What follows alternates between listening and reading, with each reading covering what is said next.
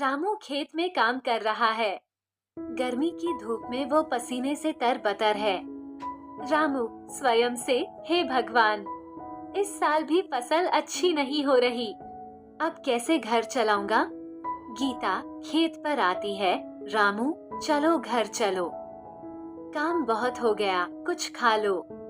रामू हंसते हुए, गीता, खाने के लिए कुछ भी नहीं है। फसल खराब हो रही है, हमें कुछ सोचना होगा।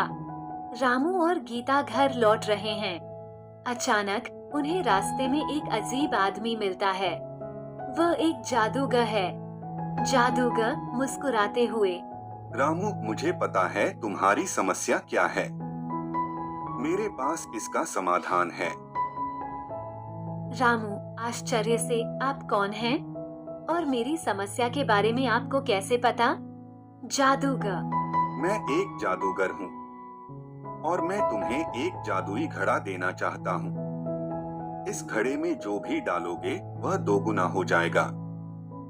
गीता संदेह से, क्या ये सच है? जादूगर, हाँ, लेकिन इसे सही उपयोग करना होगा, वरना यह तुम्हारे लिए मुसीबत बन सकता है। रामू उत्साहित होकर, हमें ये घड़ा दे दीजिए, हम इसे अच्छे से उपयोग करेंगे। रामू और गीता घर पहुंचते हैं और घड़े को ध्यान से देखते हैं। गीता, रामू, इसे पहले छोटी चीजों से आजमाओ। रामू हंसते हुए, हाँ ठीक है, चलो पहले इसमें कुछ गेहूं डालते हैं। रामू घड़े में कुछ गेहूं डालता है। थोड़ी देर बाद घड़े से दुगुनी मात्रा में गेहूं निकलता है। दोनों खुशी से झूम उठते हैं।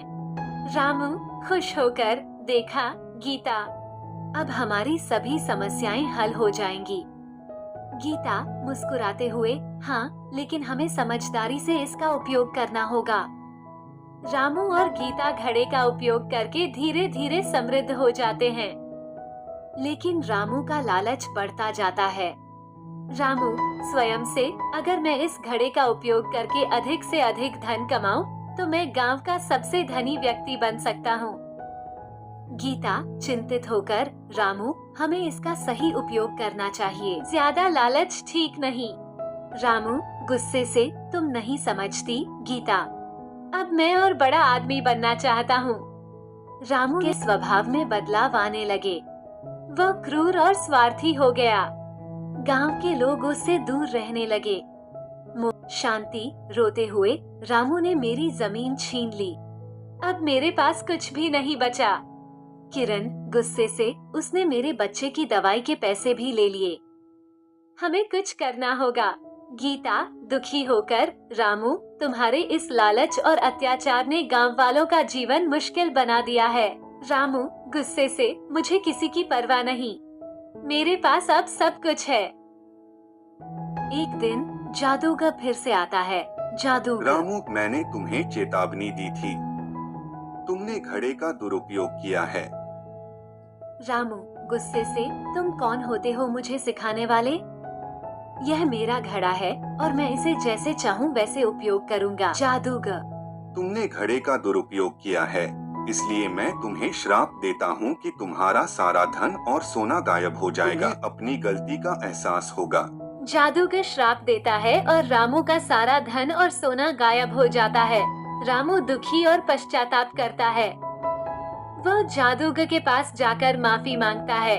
रामू रोते हुए, हे महाराज, मुझे माफ कर दो, मेरे लालच ने सब कुछ छीन लिया। अब मैं समझ गया हूँ कि सच्ची खुशी धन में नहीं है।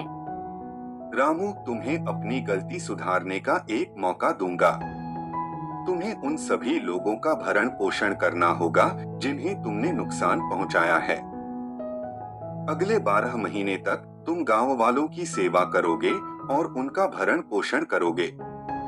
अगर तुमने यह कर दिखाया तो मैं घड़ा तुम्हें वापस कर दूंगा। रामू आशा से, धन्यवाद महाराज, मैं ये करूँगा। रामू ने अगले 12 महीने गांव वालों की सेवा में बिता दिए। उसने मेहनत की, लोगों की समस्याएं सुलझाईं और अपना समय और संसाधन दूसरों की मदद के लिए समर्पित कर दिया। मोहन, रामू ने मेरी फसल काटने में मदद की, अब वो पहले जैसा नहीं रहा। वो सचमुच बदल गया है। गीता मुस्कुराते हुए, रामू, मुझे तुम पर गर्व है। तुमने सचमुच अपनी गलती से सीखा है। रामू मुस्कुराते हुए, हाँ गीता, अब मैं समझ गया हूँ कि सच्ची खुशी और संतोष दूसरों की मदद में है। 12 महीने के बाद जादूगर फिर से आता है। जादूगर मुस्कुराते हुए, रामू, तुमने मेरी शर्त पूरी कर दी है। तुमने साबित कर दिया कि तुम बदल गए हो। यह लो तुम्हारा घड़ा, तुम्हें वापस करता हूँ।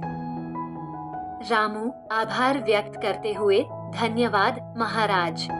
मैं अब इस घड़े का सही उपयोग करूंगा और कभी लालच में नहीं पड़ूंगा। रामू और गीता ने घड़े का सही उपयोग किया और अपनी मेहनत से फिर से खुशहाल जीवन जीने लगे। उन्होंने गांव वालों की मदद की और सभी के दिल जीत लिए। मोरल, लालच और स्वार्थ से सिर्फ नुकसान होता है। सच्चाई और मेहनत ही असली रास्ता है। सच्ची खुशी और संतोष दूसरों की सेवा में है।